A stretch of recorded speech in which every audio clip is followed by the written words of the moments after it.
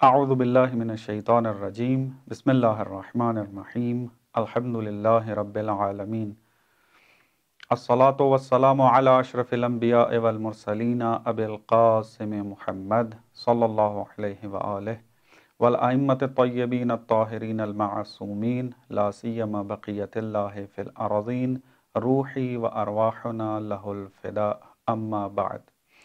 ہماری بحث چل رہی تھی کہ آیا انسان واقعیت تک پہنچ سکتا ہے یا نہیں۔ جواب یہ دیا تھا کہ انسان واقعیت تک پہنچ سکتا ہے، اور پھر یہ سوال اٹھا کہ آیا اگر واقعیت تک انسان پہنچ سکتا ہے تو وہ راستے کون سے ہیں۔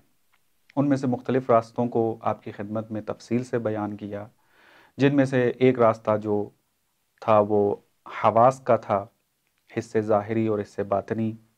ایک راستہ عقل تھا، ایک راستہ تجربہ تھا، اور ایک راستہ شہود تھا۔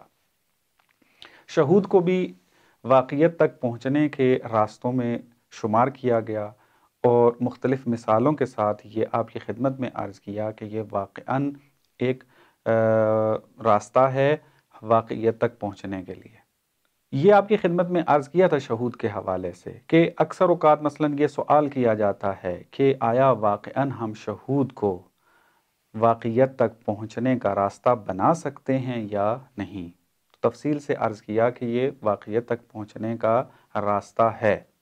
تو پھر سوال یہ اٹھتا ہے کہ پھر باقی انسان کیوں نہیں دیکھ سکتے، باقی انسان کیوں محروم ہے شہود کے راستے سے؟ تو جواب یہ آپ کی خدمت میں عرض کیا تھا کہ شہود کا راستہ خاص راستہ ہے، اور اس کے بعد شرائط و لوازمات ہیں کہ جن کو طے کرنا پڑتا ہے، جن کو پورا کرنا پڑتا ہے لوازمات کو، تب جا کر انسان اس راستے سے استفادہ کر سکتا ہے۔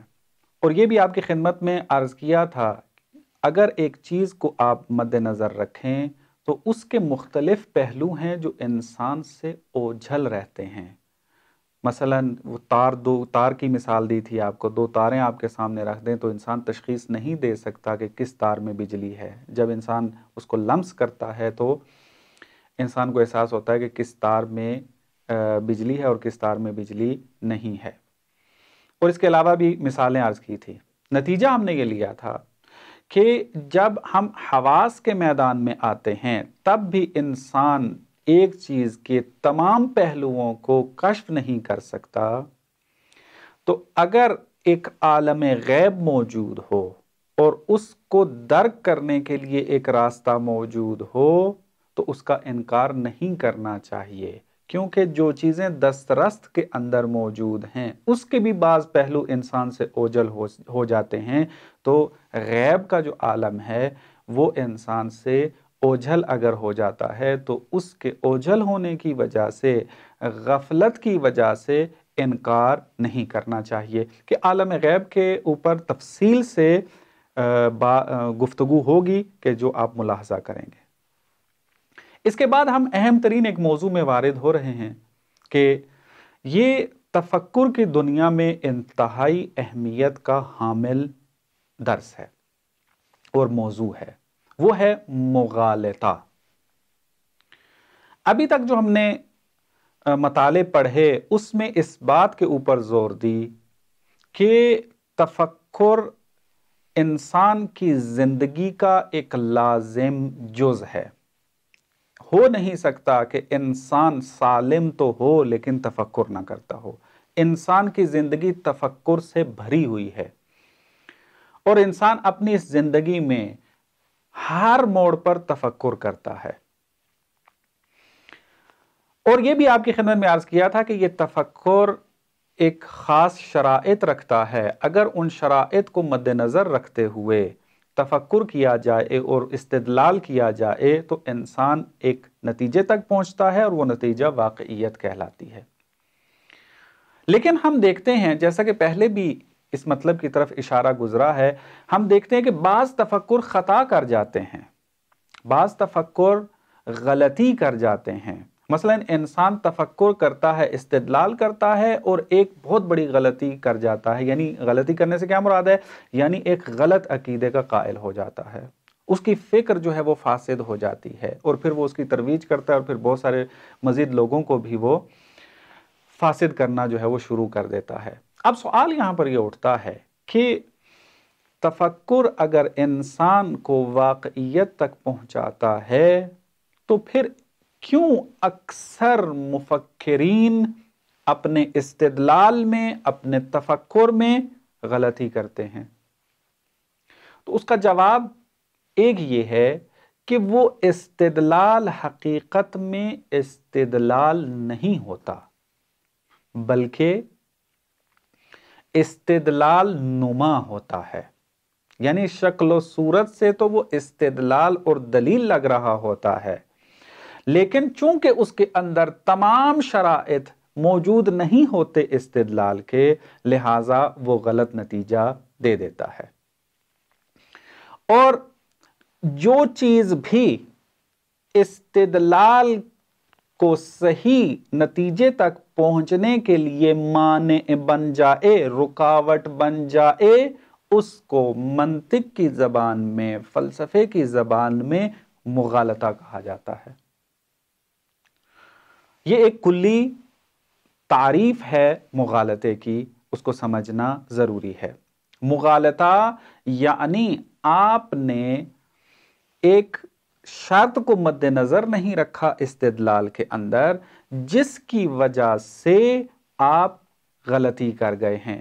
اب وہ کون سی شرط آپ سے فاقد ہو گئی ہے، رہ گئی ہے، اس شرط کو آپ تشخیص دیں گے تو وہ نتیجہ جو ہے وہ درست ہو جاتا ہے. بس کلی طور پر ہم یہ کہیں گے کہ جو چیز بھی اس بات کا موجب بنے کہ انسان اپنے ادراک میں، اپنے فہم میں، اپنے تفکر میں خطا و غلطی کرے، اس کو مغالطہ کہیں گے. اس کی مختلف مثالیں دی جاتی ہیں. مثلا میں ایک استدلال کرتا ہوں آپ کے سامنے، وہ ایک نتیجہ لیتے ہیں اور پھر اس کو تحلیل کریں گے تو مطلب واضح ہو جائے گا. مثلا ہم کہتے ہیں کہ ملا صدرہ انسان ہے اور انسان ظلم کرنے والا ہے، اور نتیجہ کیا لے لیتے ہیں کہ پس ملا صدرہ ظلم کرنے والا ہے. اگر کوئی انسان مختصر طور پر استدلال کے قوانین سے آشنائی رکھتا ہوگا، اس کا اگر سروکار رہا علم منطق کے ساتھ اور اس نے اچھے طریقے سے علم منطق نہ پڑھی ہو، تو جیسے ہی یہ استدلال اس کے سامنے رکھا جائے گا تو وہ تھوڑا سا پریشان ہو جائے گا کہ استدلال تو استدلال ہی لگ رہا ہے اور نتیجہ کیا دے رہا ہے کہ ملا صدرہ ظالم انسان ہے. اور اس میں ہم نے کیا کیا؟ استدلال کیا. ہم نے کہا آپ اس بات کو مانتے یا نہیں مانتے کہ ملا صدرہ انسان ہے؟ ہر کوئی مانتا ہے. پھر آیا آپ مانتے یا نہیں مانتے کہ انسان ظلم کرتا ہے؟ اس کی بھی مثالیں مختلف آپ دیکھ رہے ہیں. قرآن نے بھی مثلا جو ہے انسان کے ظلم کی طرف اشارہ کیا ہے. اپنی دنیا کے اندر بھی ہم دیکھ رہے ہیں کہ انسان ظلم کرتا ہے. وہ کہتا ہے انسان ظالم ہے. نتیجہ کیا لیتے ہیں؟ پس ملا صدرہ جو کہ انسان ہے، پس یہ بھی ظالم ہے، چونکہ یہ بھی تو انسان ہی کا حصہ ہے. اب اس قسم کا اگر استدلال کر لیا جائے اور انسان علم منطق کے قواعد سے آشنائی نہ رکھتا ہو تو بہت مشکل ہو جاتی ہے اس کو یہ جواب دینے کے لیے. اب بعض اوقات ہوتا ہے ہمارے معاشرے میں کہ ایک بندہ جو ہے اپنی بات کو ثابت کرنے کے لیے، اپنے عقیدے کو ثابت کرنے کے لیے ایک استدلال کر رہا ہوتا ہے. ہمیں یہ پتہ چل جاتا ہے کہ یہ نتیجہ اس کا غلط ہے، لیکن ہم یہ تشخیص نہیں دے پاتے کہ یہ غلطی کہاں کر رہا ہے. چونکہ نتیجے کے حوالے سے ہم کنفرم ہوتے ہیں کہ یہ نتیجہ صحیح نہیں لے رہا ہے. مثلا کوئی آ کر استدلال کرے آ کر خدا کو جسم ثابت کر دے، کوئی استدلال کرے آ کر جو ہے وہ پیغمبر کو غیر معصوم ثابت کرے، تو ہمیں پتہ چل رہا ہوگا کہ یہ نتیجہ تو غلط ہے، لیکن یہ پتہ نہیں چلتا اکثر اوقات کہ یہ غلطی کہاں کر رہا ہے. تو ابھی اس استدلال کو مد نظر رکھ لیں تو یہاں ایک مغالطہ موجود ہے. کیا ہے کہ یہ جو دوسرا قضیہ ہم نے بنایا ہے، یہ قضیہ جو ہے وہ درست نہیں ہے کہ انسان ظالم ہے. قضیے کا ظاہر یہ ہے کہ ہر انسان ظالم ہے. بعض انسان ظالم ہے، اس سے تو کوئی انکار نہیں کر رہا. علم منطق کے اندر یہ قاعدہ موجود ہے کہ استدلال اور قیاس کو اگر تشکیل دینا ہے، وہاں پر آپ کے جو قضایا ہوں گے، جو مٹیریل ہوگا جو آپ استفادہ کر رہے ہوں گے، وہ سچے ہونے چاہیے اور اس میں جو ایک نقطہ مشترک پایا جاتا ہے، جو تکرار ہو رہا ہے، وہ ایک ہی معنی میں استعمال ہونے چاہیے، اور اس کے علاوہ بھی مختلف شرائط ہیں، سب شرائط کو مد نظر رکھیں گے تب نتیجہ صحیح آئے گا۔ یہاں پر چونکہ مٹیریل غلط ہے، انسان کو ظالم کہا جا رہا ہے اور مراد بھی ہر انسان لیا جا رہا ہے، پس یہ نتیجہ جو ہے وہ غلط ہے اور اس کو قبول نہیں کر سکتے۔ پس آپ نے دیکھا کہ یہاں پر مغالطہ موجود ہے، اور اکثر اوقات ہمارے معاشرے میں اس قسم کے استدلال کیے جاتے ہیں، وہ حقیقت میں استدلال نہیں ہوتے بلکہ کیا ہوتے ہیں؟ مغالطہ ہوتے ہیں۔ پس یہاں سے ہمیں مغالطے کی بحث کیوں پڑھنی چاہیے، اس کی ضرورت اور اہمیت بھی واضح ہو جاتی ہے۔ میں دوبارہ اس کے اوپر مزید روشنی ڈال دوں تاکہ اس بحث کی اہمیت کا اندازہ ہو جائے۔ ابھی آپ کی خدمت میں عرض کیا، اور آپ کو یہ مختلف دروس میں بار بار سننے کو ملتا رہے گا، کتابوں میں یہ مطالب ملتے رہیں گے اس قسم کے، کہ تفکر انسان کی سعادت کے لیے بہت ضروری ہے۔ اگر انسان نے کمال اور سعادت کے راستے کو تشخیص دینا ہے، اس کا اہم ترین جو ایک طریقہ ہے وہ ہے تفکر۔ تفکر انسان کے لیے کمال کے راستے کو تشخیص دیتا ہے۔ پس جب انسان نے اس سعادت تک پہنچنے کے لیے تفکر سے استفادہ کرنا ہے، تفکر کے راستے پر چلنا ہے، استدلال قائم کرنا ہے، تو ظاہری سی بات ہے ہر عاقل انسان کی عقل یہ کہتی ہے کہ اس تفکر کو تمام مصیبتوں سے بچا کر رکھنا چاہیے۔ تمام بلائیں جو علمی طور پر آ سکتی ہیں اس استدلال کے اندر، اس تفکر کے اندر، اس سے اس کو چھٹکارا دیا جائے۔ تو وہ کیسے ہوگا؟ ان میں سے اہم ترین جو مصیبت ہے جو استدلال کے اوپر آ سکتی ہے اور غلطی کروا سکتی ہے انسان سے، وہ مغالطے کی بحث ہے۔ پس اس اعتبار سے اس کی اہمیت دو چندان ہو جاتی ہے۔ دوسری جہت جو پائی جاتی ہے اس کی اہمیت اور ضرورت کا، آج کل آپ دیکھیں ویروس جو شناسی کے اعتبار سے باتیں ہوتی ہیں کہ مختلف وائرس کو پہچانا جائے، وائرس کی شناخت حاصل کی جائے۔ وائرس شناسی کے مختلف جو ہیں وہ کتابیں لکھی جا رہی ہوتی ہیں، درس دیے جا رہے ہوتے ہیں، وائرس کی شناخت کروائی جا رہی ہوتی ہے۔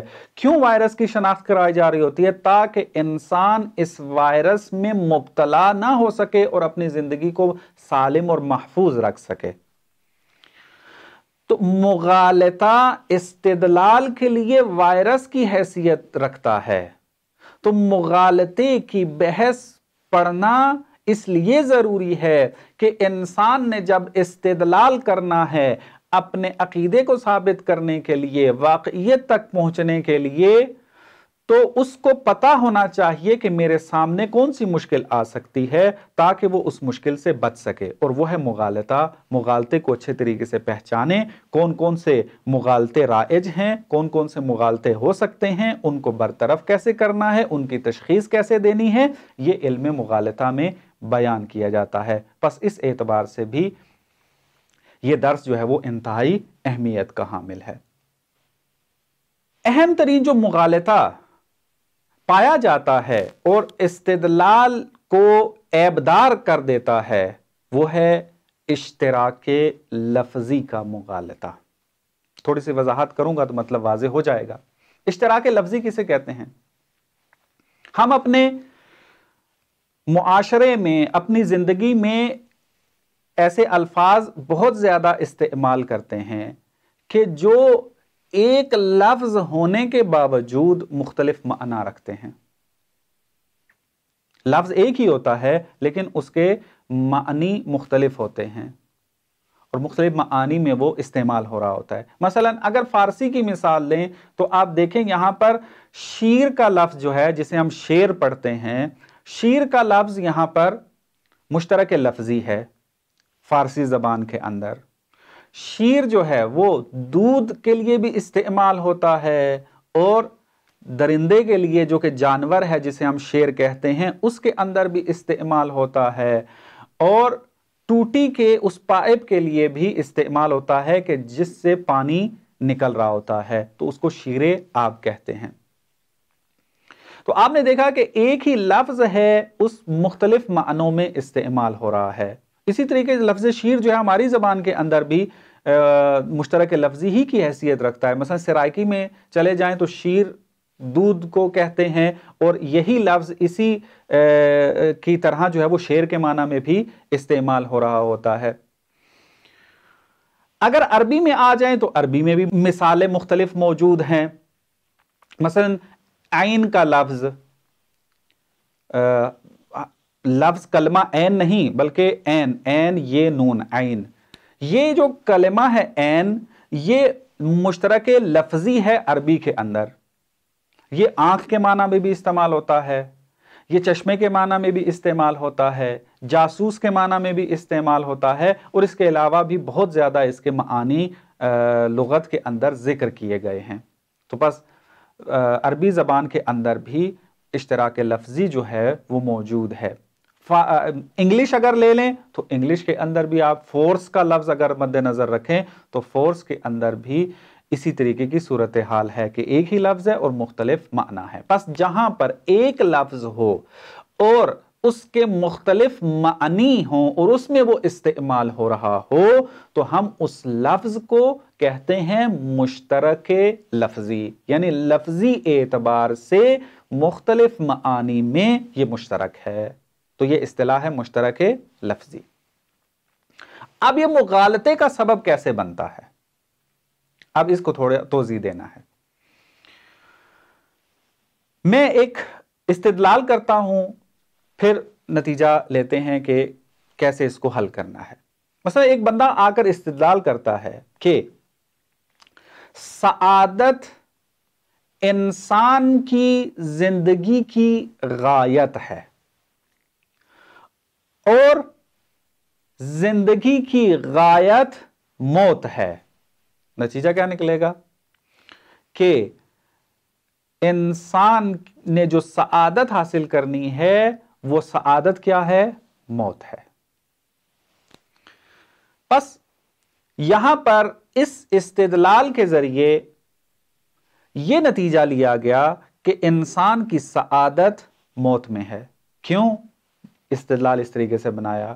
انسان نے اگر سعادت حاصل کرنی ہے تو پس سعادت انسان کی زندگی کے لیے غایت ہے، اور زندگی کی غایت کیا ہے؟ موت ہے. پس سعادت کیا ہے؟ موت ہے. اب چونکہ یہاں پر علم منطق کے مختلف قواعد جو ہیں اس کی روح سے اگر دیکھا جائے تو نتیجہ یہ محسوس ہوتا ہے کہ غلط ہے. اگرچہ آپ خود یہی استدلال لوگوں کے سامنے بھی کریں تو وہ بھی کہیں گے یہ نتیجہ تو درست نہیں ہے. کس نے کہا ہے کہ انسان کی سعادت جو ہے موت ہے؟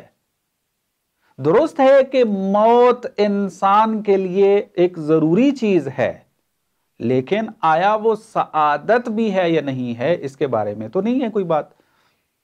سعادت اس کے علاوہ بھی موجود ہے انسان کے لیے. تو بس انسان خود بخود احساس کر لیتا ہے کہ یہ نتیجہ غلط ہے، لیکن اگر کہا جائے کہ بتاؤ میں نے غلطی کہاں پر کی ہے، تو وہ چونکہ علم منطق نہیں پڑھا ہوا، چونکہ اس نے مغالطے کی بحث نہیں پڑھی ہوئی، تو وہ کبھی بھی اس کو تشخیص نہیں دے سکتا. جس نے علم منطق پڑھی ہوگی وہ فوراً جو ہے وہ اس نتیجے پر پہنچ جائے گا کہ یہ استدلال مغالطے پر مبتنی ہے، مغالطہ اس کے اندر پایا جاتا ہے. اب اگلا سوال یہ ہوگا کون سا مغالطہ پایا جاتا ہے؟ مغالطہ اشتراک لفظی والا. کیسے ہے یہ اشتراک لفظی والا مغالطہ؟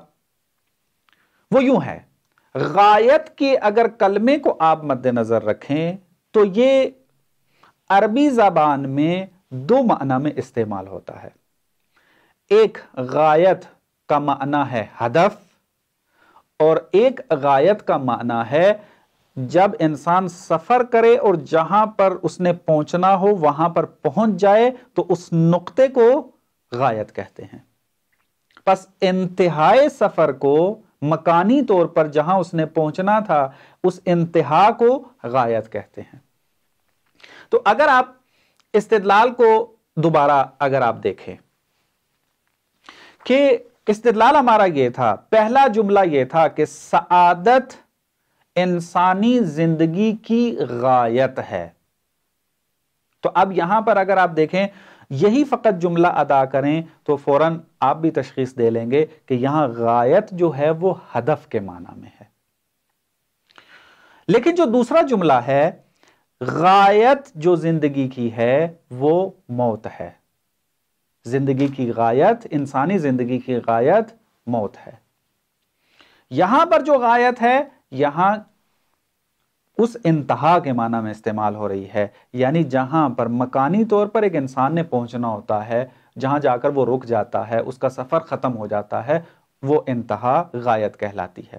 علم منطق کے اندر یہ قاعدہ موجود ہے کہ اگر آپ نے قیاس تشکیل دینا ہے، استدلال کرنا ہے، تو یہ جو ایک کلمہ مشترک ہوتا ہے جو قیاس کے اندر، جس کو منطق کی زبان میں حد وسط کہتے ہیں، منطق کہتی ہے کہ حد وسط کا قیاس میں تکرار ہونا ضروری ہے۔ تکرار سے کیا مراد؟ یعنی ایک ہی معنی میں استعمال ہو۔ اگر پہلے جملے میں غایت ہدف کے معنی میں ہے تو دوسرے جملے میں بھی غایت ہدف ہی کے معنی میں ہونی چاہیے، تب آپ کا نتیجہ ٹھیک نکلے گا۔ اور یہاں پر یہ استدلال غلط نتیجہ اسی لیے دے رہا ہے کہ لفظ غایت کا معنی جو ہے وہ ایک نہیں ہے۔ پہلے جملے میں غایت بے معنی ہدف آئی ہوئی ہے اور دوسرے جملے میں غایت جو ہے بے معنی انتہائے سفر آیا ہوا ہے۔ تو لہٰذا جب تکرار ہی نہیں ہوا حد وسط تو یہ نتیجہ صحیح نہیں ہے۔ بس ہم کہیں گے یہاں پر کہ اشتراک لفظی جو ہے اس نے استدلال کو غلط راستے پر چڑھا دیا اور نتیجہ غلط نکلا وہاں پر۔ چونکہ غایت کا لفظ ایک تھا، اس کے معنی متعدد تھے، استدلال کرنے والے نے سمجھا کہ غایت کا معنی ایک ہی ہے اور وہ اس طریقے سے اس کو انجام دیتا رہا اور پھر ایک نتیجے تک پہنچ گیا۔ ایک اور معاشرتی مثال آپ کو دوں جو ہمارا معاشرہ مبتلا بھی ہے اس کے اندر، وہ ہے لفظ اجتہاد۔ اگر آپ لفظ اجتہاد میں دیکھیں تو آج ہمارے معاشرے میں یہ کہا جا رہا ہے کہ اجتہاد ایک غلط چیز ہے۔ کیوں؟ چونکہ لفظ اجتہاد کو ائمہ علیہم السلام نے غلط بیان کیا ہے، یعنی جو مجتہد ہے، جو اجتہاد کرتا ہے وہ غلط ہے۔ پس آج کے دور میں علماء جو ہیں وہ اجتہاد کر رہے ہیں، پس یہ ائمہ کے خلاف فتویٰ دیتے ہیں، یہ استدلال کرتے ہیں۔ تو ہمارے عموماً انسان جو ہے وہ اس مغالطے کا شکار ہو جاتے ہیں، کہتے ہیں بات تو درست ہے، ائمہ کی روایت موجود ہے کہ جس میں اجتہاد کی نفی کی جا رہی ہے اور جو اجتہاد کرتا ہے اس کی مذمت کی جا رہی ہے، اور دوسری طرف سے ہمارے معاشرے میں لفظ اجتہاد استعمال ہو رہا ہے، مجتہدین کہا جا رہا ہے، اور یہ کہا جا رہا ہے کہ اجتہاد کریں اور اجتہاد سے جو ہے وہ فقہی مسائل کو حل کریں۔